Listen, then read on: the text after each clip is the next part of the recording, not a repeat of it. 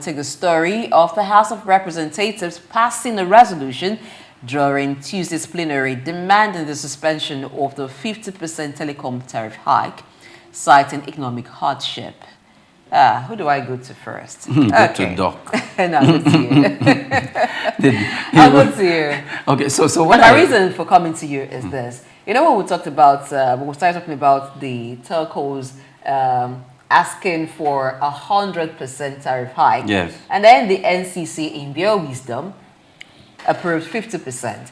And then the NLC came up to say, no, this is not good. You can't do this. We're going to protest.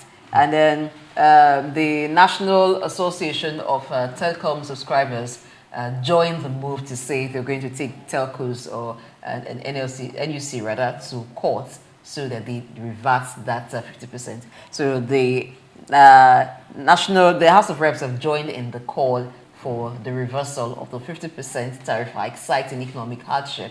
What's your take? Do you think, yes, this should be stopped, but you also know that there's economic side too.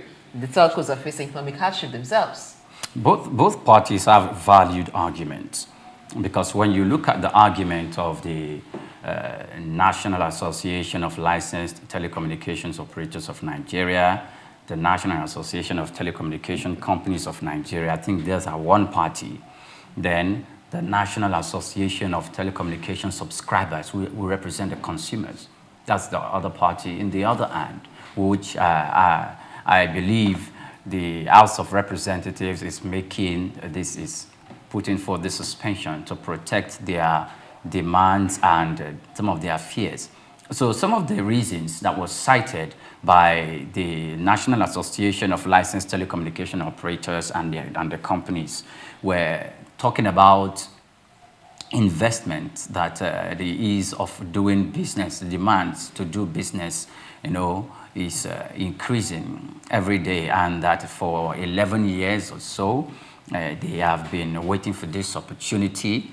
And they mentioned a few other things. However, the National Association of Telecommunication Subscribers on their own part was, saying this is insensitive, given the prevailing situation, that the purchasing power of the average Nigerian on the street is not strong. It's not strong enough, and that hiking telecommunication or putting that 50% tariff at the moment will, exacerbate the current struggle that the average Nigerian is currently undergoing.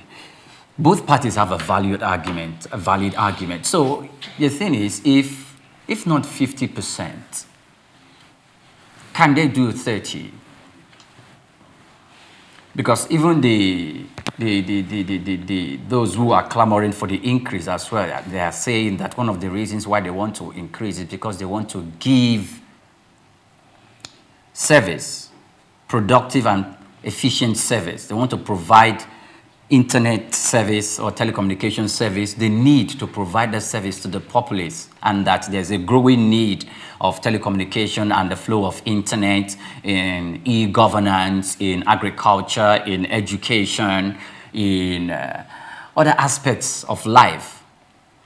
And that if they can't do this, for them to be able to do this, they will need to have this increase so that the business, can expand and diversify, for them to, be able to bring in the requirement. But the other hand, the consumers needs to be protected, which I believe is the perspective that the House of Reps is coming from. So without being insensitive to both parties, I think I would just, pick a neutral position here for the consumers to themselves exercise some form of understanding that the business owners will need to, have some form of recoup some form of their profit. And of course, we know that the business owners themselves most times too don't tell the truth, most especially telecommunication operators. Why do you say especially telecommunication operators? Do you have access in this case, they are the subject of conversation, because they don't tell they don't really tell the truth, because even if they are making the XYZ amount of profits, they cannot come and tell you. I think we should be careful of making statements that do not have just be a little bit objective, a little bit of objectivity, and I think that goes a long way in helping all of us rather than lying to oneself. The biggest disservice you can do to yourself as an individual is to tell yourself a lie. And I think what the members of the National Assembly are doing is telling themselves a lie. A lie, which is very huge. They are working for public and they are taking their allowances. I would have loved that many of them who are well-to-do say, because there is hardship in Nigeria, we don't want to take allowances. The last time the prices of Telecom was increased in Nigeria was in 2013. They have the records. Between 2013 and now, what is the cost of doing business in this same country where they live? They can agree to government to remove subsidy from our commonwealth, which is the money that belongs to all of us. But yet, the private businessman who is struggling to invest his money cannot increase his charges because it is telling hard on the poor people on the street. Come on.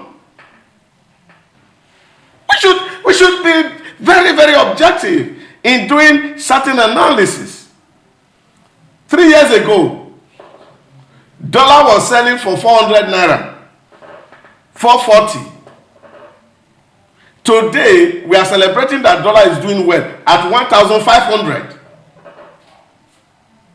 Pump of petrol, which of course members of National Assembly understand that these people are putting on their generator, which they use in servicing their mouth, was selling 189 some 3 years ago. Today, petrol is 970 at the pump. Come on. We should be able to understand and say, you don't lie to yourself. You look at the reality on the ground and put the reality. The only way they could have done this is, okay, let's do a environment. Rather than the populace paying this thing, let's make a budget provision for them so that they don't run aground. I don't know how the losses that Telcom will make for the good of the society. We are talking about a society that has no employment, and you are running company dance and you are thinking that there's a way to create employment. That's populism. And I don't think that is what is required at this point.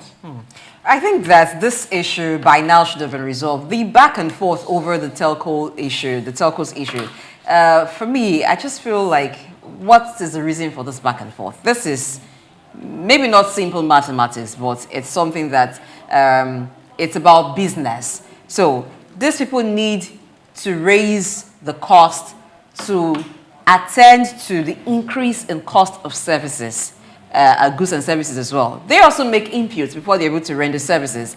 And as we know, this is the digital age where a lot of businesses have internet support. They have support from the telcos. The banking system functions, drives on support from telcos.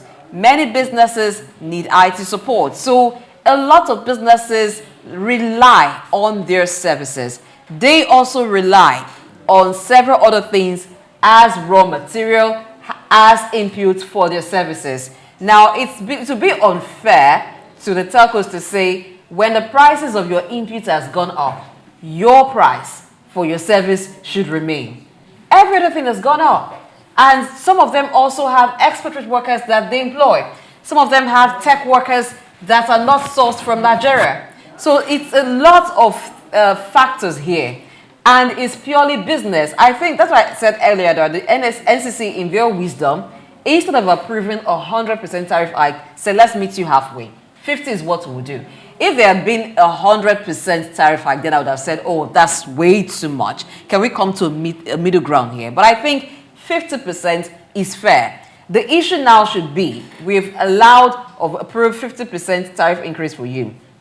Let's also see now that the quality of services that the telcos offer do not drop, because this should help you maintain standard. This should help you keep going.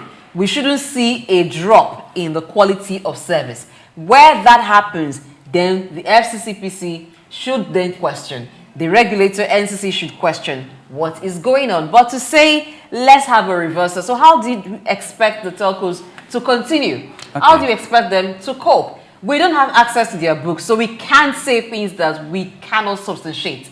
To say, oh, the business people will not tell you the exact truth, especially the telcos. As long as we do not have access to their books, and we understand that that is a capital-intensive industry, then I think the 50% is okay, so that business can go on, and we do not have a situation where we are penny wise but pound foolish. Because if the services drop, because the telcos have to stay in business, it's okay, fine. You say we shouldn't increase it, but services will drop. So it means that people will pay more, trying to compensate for the inadequacy of the services that they get from the telcos. Okay, so one other thing that I would like to point out is that the National Assembly have a responsibility to make laws and to also intervene and to make decisions. Now, whichever way their decision goes, if someone else is God in the process, it will not be intentional.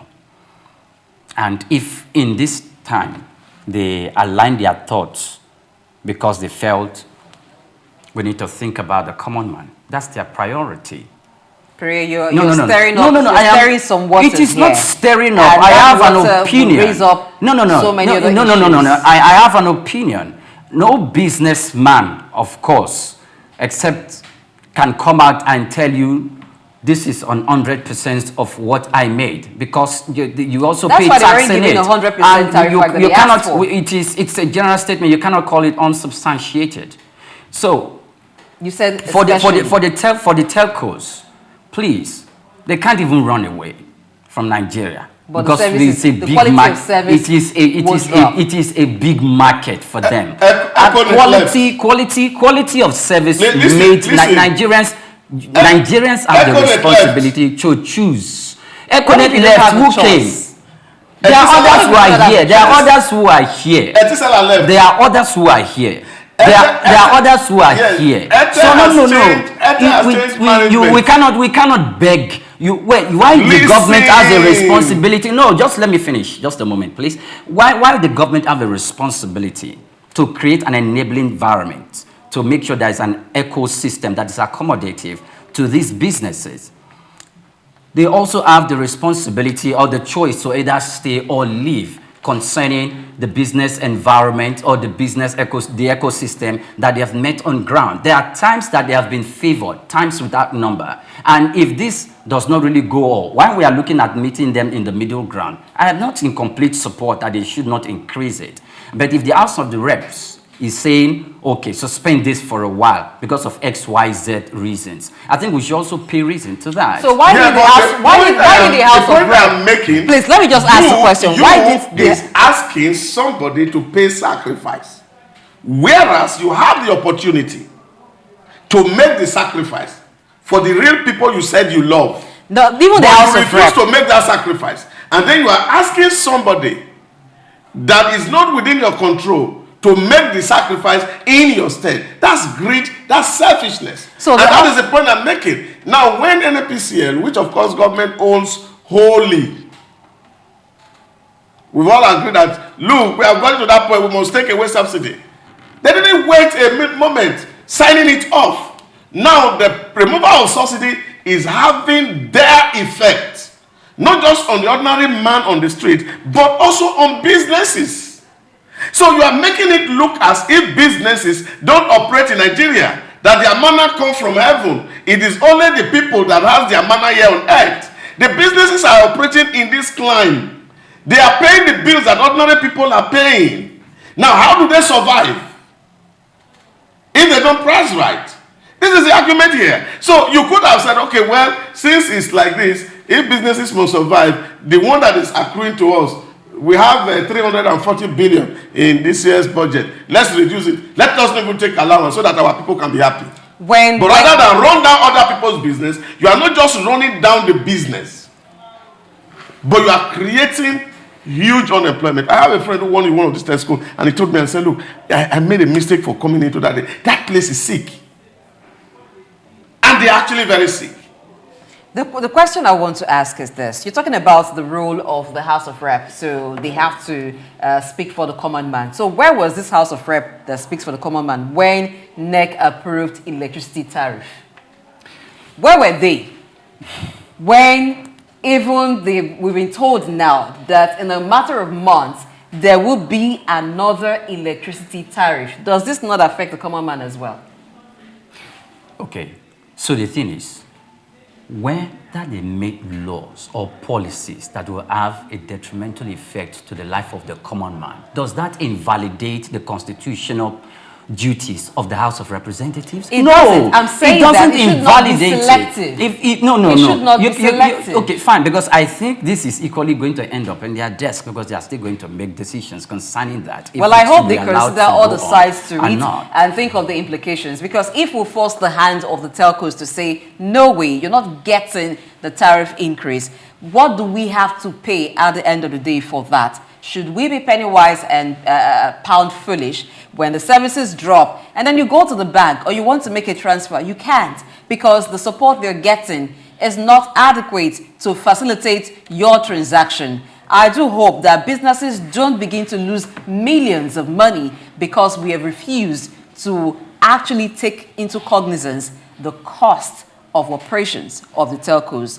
Well, it may not be 50%. Maybe they can come to a round table and ask the telcos, is it feasible to do 40%? But I think 30% is way too low. And if the NCC, before the NCC approved, there are certain factors that they may have considered. There are certain information that are available to them that you and I are not predisposed to. So if they had, in their own wisdom, say, 100 we cannot approve, 50 is what we approve, then I think it should stay that way. But whatever the House of Rep does, let's consider the far-reaching effects of that decision. It's not to say we consider Nigerians, and Nigerians get to suffer at the end of the day when you make a decision that perhaps we have not considered well. So let's do the right thing.